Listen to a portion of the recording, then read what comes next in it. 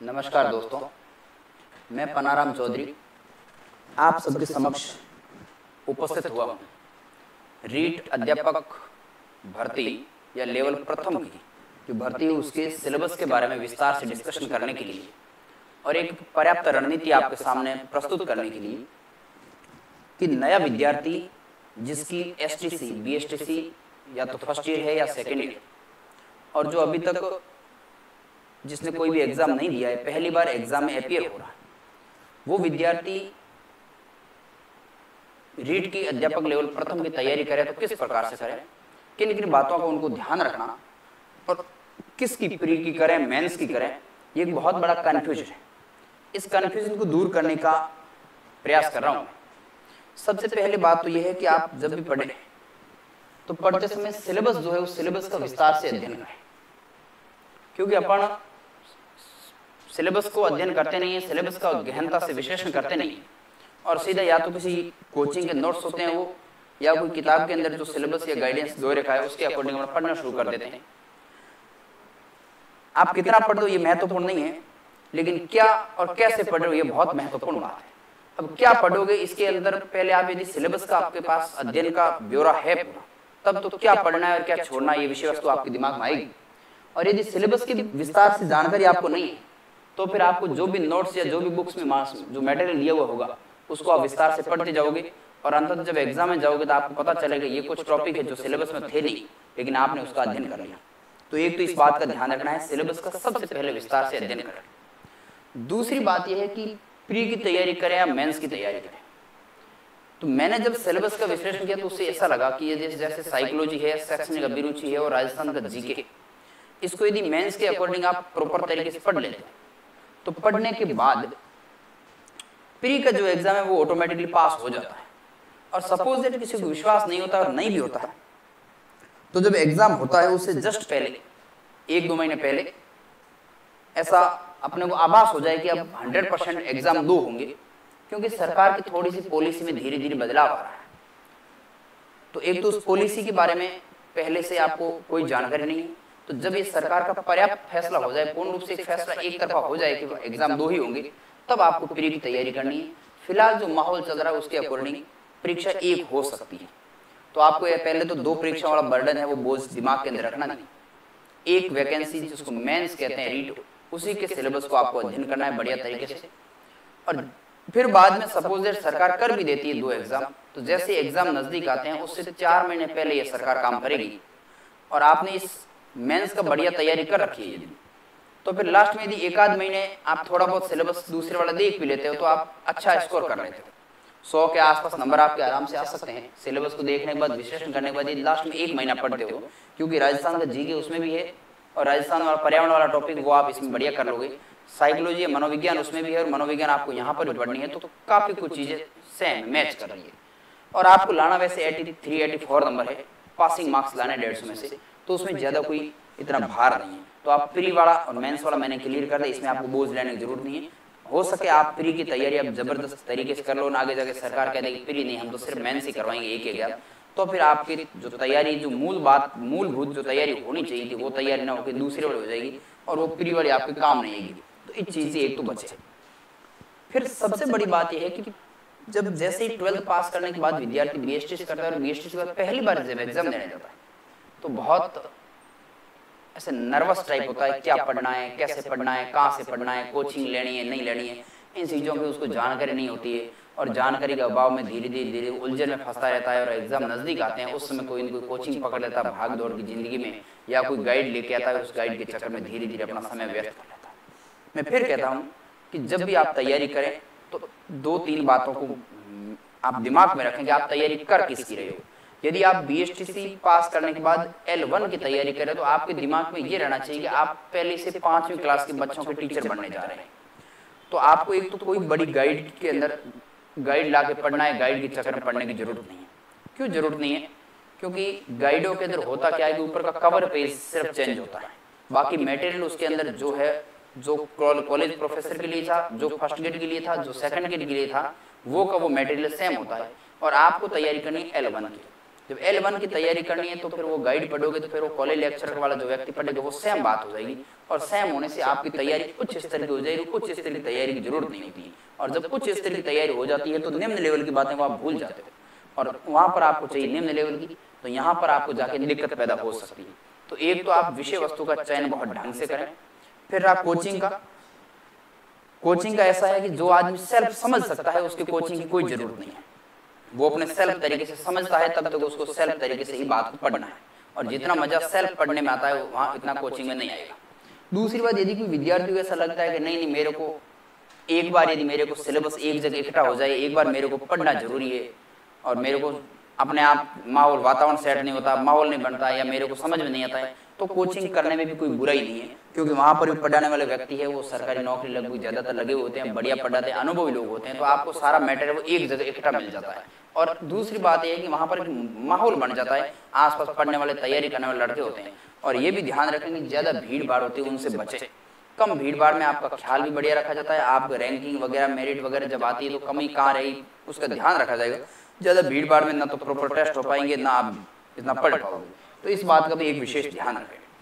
Coaching joining करनी हो किसी के तो वो आपको कहीं से भी जहाँ आपके आसपास कोई कोचिंग होती है वहाँ कर सकता है, लेकिन सेल्फ यदि तैयारी होती है तो सेल्फ से बढ़िया कोई भी नहीं है। लेकिन बीएसटीसी पास आउट विद्यार्थी होता है वो सेल्फ में थोड़ा सा हिचकिचाहट इसलिए होती है कि उसको पर्याप्त मात्रा में पता नहीं होता कि सिलेबस होगा कैसा, पेपर आएगा कैसा। एक तो ये बात।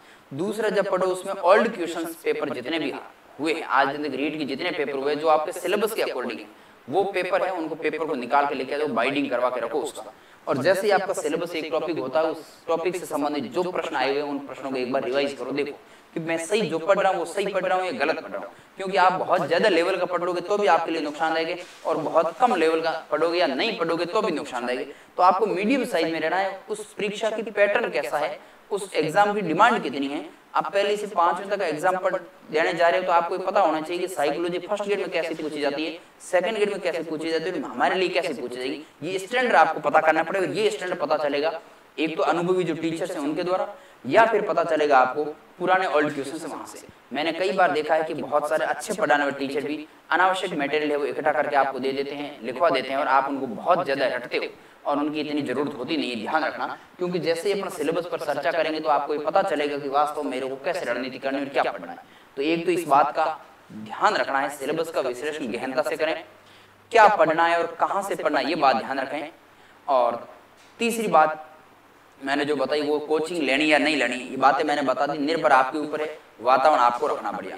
तीसरी और चौथी बात यह है कि आपके आसपास जो माहौल है उसको हमेशा पॉजिटिव बनाए रखें। यदि एक दो भी असामाजिक रूप से जिन्हें कहेंगे अशैक्षिक कारक आपके बीच में आ गए जो आपको शिक्षा में बाधक के रूप में शामिल आपके लिए साबित हो सकते हैं, तो उन कारकों से आपको हमेशा के लिए दूरी बनाए रखनी है। क्योंकि यदि एक बार ऐसे कारकों का नजदीक छिप गए तो वो कारक आपको डिमोटिव करते रहेंगे, और डिमोटिव होते तो एक समय आएगा कि आप या तो पढ़ाई छोड़ देंगे या फिर कोई दुर्घटना वगैरह ऐसा कुछ बहुत सारे काम होते हैं, चलते रहते हैं, परिवार का प्रेशर होता है, फिर आप धंधा वगैरह पकड़ना शुरू कर देते हो।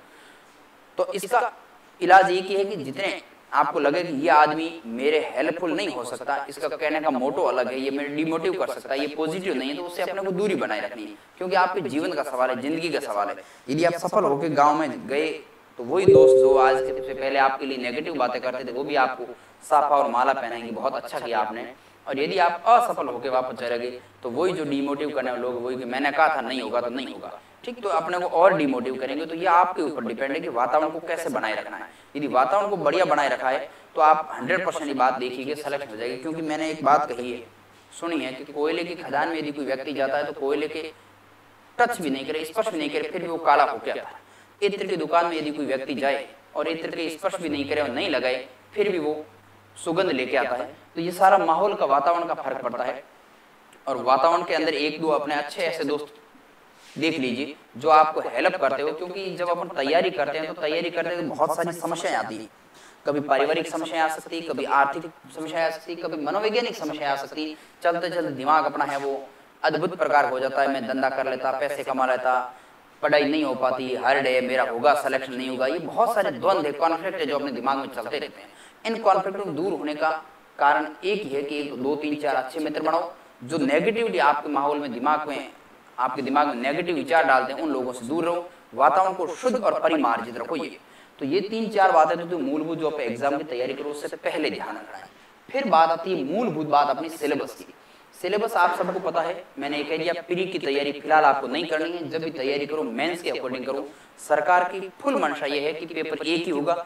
हो सकता है सिलेबस में थोड़ा बहुत संशोधन भी हो, लेकिन सिलेबस में संशोधन होगा तब की बात है, नहीं हो तब ये करना पड़ना है, क्योंकि ज्यादा होगा तो इसमें कुछ नहीं है। थोड़ा बहुत नॉर्मल मैथमेटिक्स, इंग्लिश वगैरह, रीजनिंग, साइंस, ये जो छोटे छोटे टॉपिक ये तो आने हैं, तो इनको अपने को बढ़िया तरीके से तैयार करना है। अब इसमें आपको ये सब पता है, जो नए विद्यार्थी उनको थोड़ा बता देता हूँ। आपके एग्जाम होते हैं 300 अंकों का होता है, 150 प्रश्न आते हैं, प्रत्येक प्रश्न 2 नंबर का होता है, 2.5 घंटे का समय दिया जाता है और नेगेटिव मार्किंग होती है, ये भी आपको पता है। अब पाठ्यक्रम का विवरण जो है उसको देखना है। इसके अंदर आपको ये ध्यान रखना है, थोड़ा सा अलग समझा दूं, इसमें आपको ध्यान ये रखना है, पहले मैं बता देता हूँ थोड़ा सा कि पहले से 5वीं तक का जो सिलेबस है उसमें आपको ध्यान रखना है कि 100 अंक का दे रखा है राजस्थान का जीके, 100 अंक का, 100 अंक दे रखे हैं राजस्थान जीके। 100 अंक का मतलब है कि इसमें एक तो भूगोल दे रखा है, और भूगोल में राजस्थान का भौतिक स्वरूप, मानसून तंत्र, जलवायु, झीलें, नदियां, वन संपदा, ये सारी पर्यटन यातायात, राजस्थान का भूगोल पूरा दे रखा है। फिर राजस्थान के इतिहास और कला संस्कृति, ये भी उन 100 नंबर में शामिल है। कालीबंगा वगैरह प्रशासनिक, राजस्थान में तो ऐतिहासिक घटनाएं, प्रशासनिक इतिहास है पूरा पूरा, भाषा और साहित्य यहाँ तक ये पूरा दे रखा है। यानी राजस्थान का इतिहास और राजस्थान की भूगोल, या राजस्थान का कला संस्कृति और इतिहास और राजस्थान का भूगोल, इन दोनों टॉपिकों को मिलाकर 100 नंबर का 50 प्रश्न इन 2 टॉपिकों से आएंगे। सबसे महत्वपूर्ण बात है। और फिर मैं कह रहा हूं इनको सभी पढ़ेंगे और आपको भी पढ़ना है, बढ़िया तरीके से आपको भी करना और सभी पढ़ेंगे। और आगे आपको योजना क्या करनी है उसके लिए मैं बता देता हूँ। उसके बाद में यह था राजस्थान का सामान्य ज्ञान, शैक्षिक परिदृश्य, निःशुल्क, आरटीई वगैरह, ये तो ये 80 अंक का है। इसमें भी आप यदि देखोगे तो 4 पार्ट किए गए। राजस्थान का सामान्य ज्ञान 1, शैक्षिक परिदृश्य 2, आरटीई 3 और सामयिक विषय करंट अफेयर 4। 80 अंक है। प्रत्येक जो टॉपिक है 20-20 अंक है, यानी कि 10-10 प्रश्न आएंगे, या 40 प्रश्न आएंगे। 40 प्रश्नों में राजस्थान का सामान्य ज्ञान, इसमें प्रत्येक चरण दे रखे हैं। राज्य सरकार की फ्लैगशिप योजना है, प्रमुख अनुसंधान है, धार्मिक स्थल है, खिलाड़ी है, नगर स्थल है, प्रमुख ये नीति वगैरह, ये सारा दे रखा है। ये मैटर 20 नंबर का 10 अंक का है, तो इसको उस हिसाब से पढ़ना है। इसको वापस राजस्थान वाले में शामिल करो। आप राजस्थान वाले में शामिल करो, कितने हो गए, पहले 50 क्वेश्चन थे, 10 ये हो गए 60 क्वेश्चन।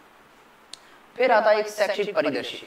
शैक्षिक परिदृश्य को आप मनोविज्ञान जब पढ़ो उस मनोविज्ञान से जोड़ के पढ़ना है, क्योंकि शैक्षिक परिदृश्य और शिक्षण अधिक जो शिक्षण विद्या है उनका रिलेशन ज्यादातर मनोविज्ञान से रहता है, तो आपको उस हिसाब से मनोविज्ञान से जोड़कर इसको पढ़ना है। नंबर 1 शैक्षिक। फिर आरटी बहुत शानदार करना, आरटी अकेले 5 से 7-8 क्वेश्चन आते हैं, 10 क्वेश्चन भी आ सकते हैं। तो यहाँ पर पार्टीशन विभाजन करें तो इन दोनों को शैक्षिक परिदृश्य और बाल अधिनियम है आरटी, इन दोनों के 20 प्रश्न आते हैं और इसको बहुत अच्छे तरीके से आपको करना है। उसके बाद में सामयिक करंट अफेयर्स आपको सिर्फ और सिर्फ राजस्थान का पढ़ना है। कैसे क्या पढ़ना मैं एक बार फिर आपको बता दूंगा। फिर विद्यालय विषय। विद्यालय विषय का मतलब है कि हर विषय 4-5 विषय दे रखे हैं, 5 विषय के 5-5 नंबर, 5-5 प्रश्न आते हैं, 10-10 अंक के, और बहुत छोटे छोटे दे रखे हैं। शब्द वेद, संधि, समास, शब्द रूपांतरण कहाँ से पढ़ना है इसको सोर्स बता दूंगा। इंग्लिश है, मैथमेटिक्स है ना, सामान्य विज्ञान है और सामाजिक अध्ययन है। फिर इनकी शिक्षण विद्या दे रखी 4-4 प्रश्न की, तो इसके ऊपर मैं ज्यादा चर्चा नहीं करूंगा, शिक्षण विद्या यहाँ तक हो गया मामला। ठीक, अब इसमें मैं चर्चा ये करना चाहता था कि जो हिस्ट्री है, पॉलिटी है, ज्योग्राफी है, या राजस्थान का जीके हर बच्चा तैयारी करने वाला पड़ेगा। बच्चे करेंगे क्या, बच्चे बीच वाला पोर्शन इसको छोड़ने की कोशिश करेंगे। लेकिन यदि वास्तव में आप बाकी वालों से 10 से 15 प्रश्न यानी 20 से 30 नंबर की लीड लेना चाहते हो, तो आपके लिए सुनहरा मौका एक ही है कि जो छोटे वाले पोर्शन है, जैसे मैथमेटिक्स है, साइंस है, इंग्लिश है, हिंदी है और सामाजिक अध्ययन है, उसको बहुत बढ़िया तरीके से करना, बहुत बढ़िया तरीके से करना है। और बढ़िया तरीके यदि आप करो, बाकी वालों से 15 से 20 नंबर लीड ले सकते हो, और 15 से 20 नंबर जीके में लीड नहीं ले सकते, क्योंकि वहां सब तैयारी करेंगे। इसको बहुत सारे बच्चे छोड़ेंगे, तो एक तो इसको आपको ध्यान रखना है। इसमें भी आपको मैं थोड़ा सा एक बताना चाहता था कि जो सब्जेक्ट है सामाजिक अध्ययन, अब देखिएगा पढ़ना कैसे। अब मान लो सामाजिक अध्ययन सब्जेक्ट दे रखा है, इसमें और 5 प्रश्न आएंगे, और इसमें दे क्या रखा, राजस्थान एक परिचय, पूरा राजस्थान परिचय आ गया, मुगल साम्राज्य पूरा आ जाता है, राजस्थान की अर्थव्यवस्था पूरी आ जाती है, पृथ्वी के प्रमुख स्थल रूप महाद्वीप महासागर पूरा आ जाता है, भारत की वनस्पति वन्य जीव वगैरह ये आ जाते हैं, राजस्थान में कृषि आ जाता है, भारत का संविधान पूरा है, राजस्थान के संविधान में निर्माण में योगदान देने वाले व्यक्ति और राजस्थान लोक प्रश्न। यदि ऐसे टॉपिकों को देखा जाए तो पूरा का पूरा जो राजनीतिक, भौगोलिक और ऐतिहासिक परिदृश्य पूरा आ जाता है। लेकिन क्या आप 5 प्रश्न के लिए इतना सारा पढ़ोगे? नहीं पढ़ोगे। तो करना क्या है, आपको ध्यान रखना है कि ये टॉपिक सब्जेक्ट है कहां से उठाया गया है। ये टॉपिक आप 8वीं क्लास की किताब की जब इस किताब जाके देखोगे पुस्तक, तो उस 8वीं क्लास की किताब में से उठाया गया टॉपिक है। और ये पूछना चाहता है कि 8वीं क्लास की बुक्स में जितना सामग्री मैटर दे रखा है भारत के संविधान के बारे में, मान लो 2 पेज का मैटर है, तो आपको सिर्फ वो 2 पेज का मैटर पढ़ना है। उसमें जो भी तथ्य वगैरह होते हैं उन तथ्यों को एक पेज पर आपको नोट डाउन कर लेना है। तो मैं फिर कह रहा हूं कि रणनीति कितनी काम करती है, आपको जितना सब्जेक्ट की जरूरत है सिर्फ उतना ही पढ़ना है, उससे ज्यादा आपको कुछ भी नहीं पढ़ना है। और आपका यदि मन ऐसा करता है कि मैं बहुत कम पढ़ रहा हूँ, बहुत ज्यादा पढ़ रहा हूं, तो आप ज्ञानी बन सकते हैं लेकिन सिलेक्शन से दूर हो जाएंगे। इसलिए आपको ये बहुत इंपॉर्टेंट बात है कि इनको कैसे पढ़ना है, कहां से पढ़ना है, इसकी भी मैं चर्चा करूंगा। उसके बाद में आपकी अपने आ जाती है मनोविज्ञान और राजस्थान का करंट, सूचना प्रौद्योगिकी के साथ में। ये तो है, इन बातों का ध्यान रखना विशेष रूप से।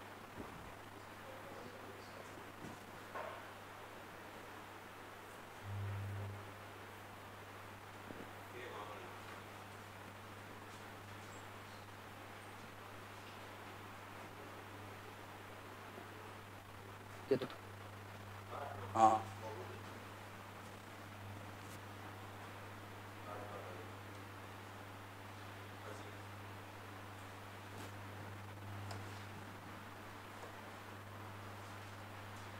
अब देखिएगा मूल बात क्या है। बात यह है कि अपन अध्यापक लेवल प्रथम की तैयारी कर रहे हैं, और जब अध्यापक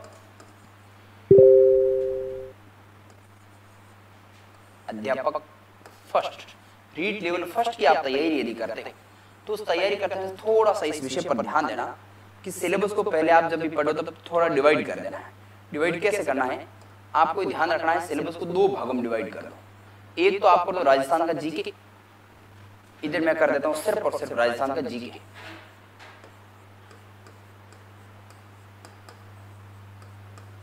ये आपने कर दिया राजस्थान जीके सिर्फ। और राजस्थान जीके को आप जानते हो कि 50 प्रश्न दे रखे हैं, तो यहां पर मैं लिख देता हूं सीधे 50 प्रश्न तो मेरे को इसमें से पढ़ने हैं, ठीक। और देखो क्या, फिर दूसरे वाला आपको विभाजित कर देना है गैर जीके में, यानी जिसमें जीके नहीं है, बिना जीके वाले मैटर को इकट्ठा कर लेना है, ठीक। और इस मैटर को आपको 4-5 भागों में विभाजित करना है। कैसे विभाजित करना है उसको देखना।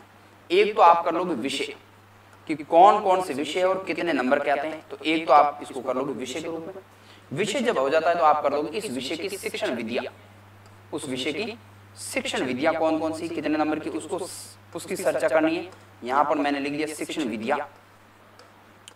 उसके बाद में आपको लिख देना है करंट अफेयर्स, यहां पर मैंने लिख दिया करंट। और उसके बाद में आपको लिख देना है मनोविज्ञान, साइकोलॉजी, और फिर लिख देना है सूचना प्रौद्योगिकी। ये सूचना प्रौद्योगिकी, इतने टॉपिक आपको अलग करने हैं। अब इसमें ध्यान रखना, विषय जो है ये बहुत इंपॉर्टेंट है। इस विषय में आपको सबसे पहले ध्यान है एक हिंदी विषय है आपके, 5 विषय है। हिंदी के बाद में इंग्लिश है, अंग्रेजी है। अंग्रेजी के बाद में आप देखोगे तो आपको विज्ञान है,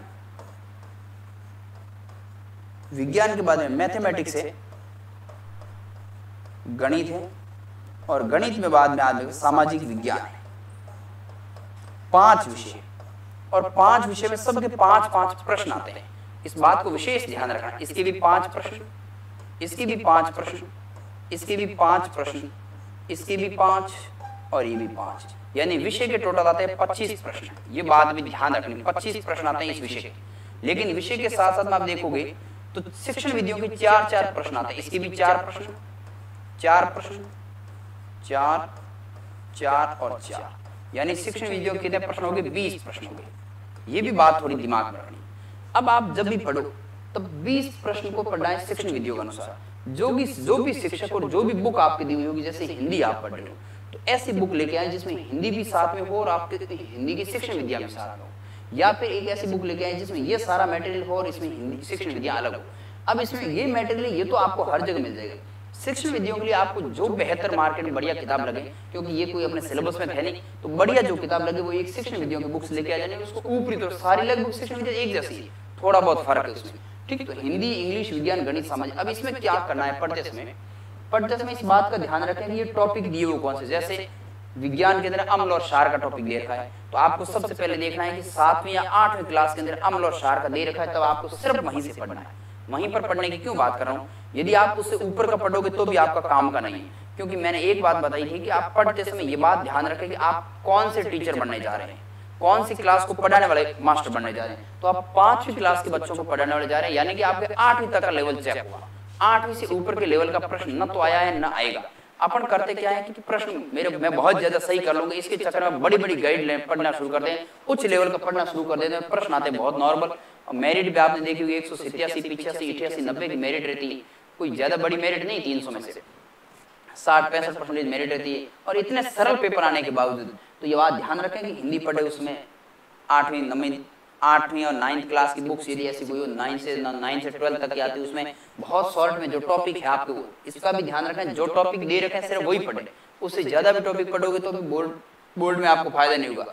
फिर इंग्लिश है, इंग्लिश छोड़ना नहीं, इसमें से एक विषय आप जैसे मैं इंग्लिश का नाम लेता हूँ आपके दिमाग में ये तो हमें आती नहीं, सब कुछ आता है आपको, इसको छोड़ना नहीं विषय वस्तु को, पहली बात ध्यान रखना। 25 प्रश्न है, बाकी सारी दुनिया 25 प्रश्नों पर जोर नहीं देगी, वो सिर्फ 50 प्रश्न वाला जो जीके है ना इसके ऊपर जोर देगी। लेकिन आप यदि 25 प्रश्न को करते हो तो 25 में से 15 प्रश्न भी सही कर लेते हो, 10 प्रश्न भी सही कर लेते हो तो 20 नंबर होते हैं, और 10 प्रश्न जैसे सही होते हैं तो आप बाकी वाले से बहुत लंबी लीड ले देते हो। और ये 20 शिक्षण विधियों वाला ये भी काफी लोग छोड़ेंगे और बढ़िया तरीके से नहीं करेंगे, आपको इसको भी बढ़िया करना है। तो मेरे कहने का मतलब यहाँ 45 प्रश्न जो दोनों के, इस 45 प्रश्नों में से आपको कम से कम 25 से 30 प्रश्न बाकी वालों से लीड में रखनी है, उससे भी बढ़िया करो तो बहुत बढ़िया, क्योंकि इसका सिलेबस बहुत छोटा है और छोटा छोटा सिलेबस और बहुत ऊपरी तौर पर आता है। अपन डरते हैं गणित आती नहीं है, विज्ञान आती नहीं है, इंग्लिश आती नहीं है, लेकिन है वाकई बहुत सरल है। तो इस बात को एक ध्यान रखें कि जितना प्रश्न है जो सिलेबस में दे रखा है उसको पढ़े, बहुत छोटे लेवल का पढ़े, बड़े लेवल का ना पढ़े। उसके बाद में आता है करंट अफेयर्स। आप सब जानते हैं करंट अफेयर्स में सिर्फ राजस्थान का करंट है। किसका है? राजस्थान का करंट है, और राजस्थान के करंट के 10 नंबर है। कितने हैं? 10 नंबर है। तो मैं इसको ऐसे करता हूँ, उस राजस्थान के करंट अफेयर को शामिल कर देता हूँ राजस्थान में। तो यहाँ पर मैंने लिख दिया राजस्थान का करंट अफेयर। ठीक, इसको भी आपको राजस्थान में लेके चलना है। फिर आता है मनोविज्ञान। मनोविज्ञान आप जानते हैं कि इसके 10 प्रश्न आते हैं, मनोविज्ञान के 10 प्रश्न, और सूचना प्रौद्योगिकी इसके आते हैं 5 प्रश्न। अब वो 15 प्रश्न है, उनको बढ़िया तरीके से याद रखना आपको। सूचना प्रौद्योगिकी, मनोविज्ञान, करंट अफेयर्स। अब कितने प्रश्न हो गए? 50 ये हो गए, 50 और 20 40, 90 और 5 100 और 110 में 40 प्रश्न है, उसका ध्यान रखना। फिर 40 प्रश्न, 40 प्रश्नों के अंदर क्या है? जो राजस्थान का जीके है, जैसे राजस्थान का नॉर्मल सा जीके है, जैसे राजस्थान के जो प्रतीक चिन्ह है, राजस्थान के शोध शिक्षण संस्थान वो है, तो उनका ध्यान रखना। उसको भी वापस आपको किस में शामिल करना है? उसको भी राजस्थान में शामिल करना है, क्योंकि जब आप पढ़ोगे तो यही राजस्थान में आएगा वापस आपके। तो ये छोटे छोटे सिलेबस है, विस्तार से इसको छोटे छोटे टुकड़ों के अंदर पहले विभाजित करें। टुकड़ों में विभाजित करने के बाद में इसको बढ़िया तरीके से एक एक टॉपिक को आप ध्यान से देखते हो, कौन सा टॉपिक किस विषय से संबंधित है उस विषय में शामिल कर दो। जैसे कोई मान लो शैक्षिक परिदृश्य, मैंने देखा शैक्षिक परिदृश्य, इसको अलग से मैं बता देता हूँ। जैसे शैक्षिक परिदृश्य एक टॉपिक है, शैक्षिक परिदृश्य आपके, इसमें 40 प्रश्न है टोटल। शैक्षिक परिदृश्य एक आरटीई है, ठीक, और एक आपके राजस्थान वाला वो परिचय वो है, और एक करंट वाला है। ये टोटल 80 नंबर का, 80 नंबर में 40 प्रश्न, इसको अपन शामिल कर सकेंगे। 10 प्रश्न इसके, 10 प्रश्न इसके, 10 प्रश्न इसके और 10 प्रश्न इसके, ऐसे विभाजित कर दो। ये 80 नंबर का आपका अलग से दे रखा है। तो इसके एक एक टॉपिक को ध्यान रखना। शैक्षिक परिदृश्य मान लो मनोविज्ञान से जुड़ता है, उसको मनोविज्ञान में शामिल करो, अलग टुकड़ों के रूप में विभाजित मत करो। ज्यादा सब्जेक्ट के रूप में विभाजित करोगे साइकोलॉजी इफेक्ट पड़ेगा आपके ऊपर, यार इतना सब्जेक्ट मेरे ऊपर पढ़ने, इसको साइकोलॉजी भी साथ में कर दो। आरटीए इसको भी साइकोलॉजी वाला टॉपिक के साथ में कर दो। राजस्थान का अध्ययन, राजस्थान के जो जीके, राजस्थान वाले को वापस राजस्थान को जीके, तो उसमें शामिल कर दो, अलग एक टॉपिक बना दो करंट। इस प्रकार आपको मैंने 150 प्रश्न इसकी एक छोटी सी रणनीति बनाने की कोशिश की है कि नया विद्यार्थी बिल्कुल जो नया है वो कैसे करें। आपको 6ठी क्लास, 7वीं 8वीं क्लास में जो भी साइंस वाला कोर्स मिलता है उसको मिलाना है। यदि कुछ भी नहीं आता है और कोचिंग आपके इर्द गिर्द नहीं, तो 6ठी क्लास की मैथमेटिक्स की किताब उठा लेनी है। 6ठी क्लास की मैथमेटिक्स में जो प्राकृतिक संख्या वगैरह, संख्या पद्धति, जोड़, बाकी सरलीकरण जो दे रखा है वो आपको पढ़ना है। आप 5वीं क्लास तक के मास्टर बनने जा रहे हैं, 8वीं क्लास तक 6ठी 7वीं और 8वीं क्लास की जो टॉपिक आपके सिलेबस में है उतनी मैथमेटिक्स को आप मिला दो, आपको उससे ज्यादा मिलाने की जरूरत नहीं। साइंस में भी वही बात है, साइंस में भी यदि 6ठी 7वीं 8वीं क्लास में जो टॉपिक है आपके अम्ल क्षार है, लवणता है, जो भोजन है उसके मुख्य तत्व है वगैरह, ये 7वीं 8वीं क्लास के सारे सामग्री उसको यदि पढ़ लेते हो तो इससे ज्यादा गंभीर प्रश्न आते नहीं। और फिर आप पुराने जो प्रश्न है उन प्रश्नों को करने की कोशिश करो कि वास्तव में मैं जो कर रहा हूँ वो सही हो रहे हैं, प्रश्न नहीं हो रहे। तो ये मुख्य जो बातें हैं उसको थोड़ा ध्यान रखना है। फिर आती बात राजस्थान जीके की। राजस्थान जीके कहाँ से पढ़े? राजस्थान जीके के लिए कला और संस्कृति के लिए क्लास 9th या क्लास 10th की किताब आती है जिसमें हिस्ट्री, सभ्यताएं, कला और संस्कृति सारा मैटर दे रखा है। उससे बाहर कुछ नहीं पढ़ना आपको। आपके लेवल की वो बहुत सारे आरएस के लोग हैं वो भी उसके ऊपर डिपेंडेंट है, वो पढ़ते हैं। तो आपने को तो अध्यापक लेवल फर्स्ट की तैयारी करनी है, उससे ज्यादा आपको नहीं पढ़ना। अब ये बात 100% तय है कि मैं जो बातें आपको बता रहा हूँ ये बातें आपके गले कम उतरेगी। कम उतरने का कारण ये कि अपने जो आदत बन चुके हैं मार्केट की किताबों के, और मार्केट की किताबें लाके बहुत सारे इकट्ठा करते हैं। मैंने कई बार बताया कि हमने तो कई परीक्षा पास की लेकिन अभी तक कोई गाइड मार्केट से नहीं लेके आए। सिर्फ ऑथेंटिक जो बुक है उसके ऊपर ध्यान रखना है, क्योंकि जब भी पेपर वाला प्रश्न बनाएगा पेपर सेटर, वो कभी भी मार्केट की गाइड के ऊपर पेपर नहीं बनाएगा। वो या तो एनसीईआरटी किताब लेके आएगा, या फिर आरबीसी बोर्ड की जो किताब है उसको लेके आएगा, या फिर उससे भी बड़े हिंदी ग्रंथ अकादमी कोई बड़ा पेपर है तो हिंदी ग्रंथ अकादमी की बुक ला सकता है। मार्केट की बुक्स पर वो डिपेंड नहीं रहता, क्योंकि कल मान लो कोई चैलेंजिंग प्रश्न हो तो चैलेंजिंग प्रश्न को उनको भी सोच देना होता है कि प्रश्न मैंने कहाँ से उठाया, कैसे दिया। तो इससे वो बचते हैं, और बचना भी चाहिए। मार्केट की चीजें तो गलत भी हो सकती है, भ्रामक भी हो सकती है। कई चीजें अपन अनावश्यक चीजें भी लिखते हैं, और मार्केट की किताबों में अनावश्यक चीजें इसलिए अधिक लिखी जाती है कि नए बच्चे आते हैं वो सोचते हैं अरे यार इस किताब में इतना मैटर दे रखा है, इतना मैटर दे रखा है, उसको मेरे को पढ़ना है। हालांकि उस मैटर का कोई रिलेवेंस अपने एग्जाम से होता नहीं है। तो छोटी सी बातें हैं, इस रणनीति को मैंने आपके सामने रखने की कोशिश की। आशा और उम्मीद करता हूँ कि बहुत अच्छी बातें हैं वो आप धीरे धीरे दिमाग में उतारोगे। और धैर्य रखना बहुत बड़ी बात है, क्योंकि परीक्षा आपके धैर्य की है। आप कितना पढ़े उसकी परीक्षा नहीं है। धैर्य इस बात का आपको रखना है कि आपका जी बहुत करेगा कि मैं बाहर से बड़ी किताबें लाकर पढ़ूं, लेकिन फिर भी आपको बड़ी किताबें पढ़ने की कोशिश नहीं करनी है। आपको बड़ी किताबों से बच के रहना है। ये यदि ऐसा करते हो तो मैं समझता हूँ कि आपके लिए बहुत सारी बातें हेल्पफुल होगी। और यदि आप बातें सुनी और सुन के समाप्त कर देते हो, कोई बात नहीं, ऐसा होता रहता है, तो फिर ये ज़्यादा वीडियो बनाने का या बात बताने का आप तक पहुँचाने कोई ज़्यादा उचित नहीं रहेगा। तो यदि 2 विद्यार्थी, 3 विद्यार्थी, 5 विद्यार्थी इस बात को फॉलो करते हैं तो मैं समझता हूँ उनके लिए रणनीति बहुत हेल्पफुल होगी। ये सारी बातें थी। यदि ये बातें आपको रणनीति के रूप में अच्छी लगे तो कमेंट करके जरूर बताइएगा, ताकि हम भी आगे जो अलग वीडियो उनके माध्यम से आपको चीज़ें जानकारी देते रहें। अब कुछ समय के लिए हम आपसे विदाई लेते हैं, तब तक के लिए धन्यवाद। जय हिंद, जय भारत।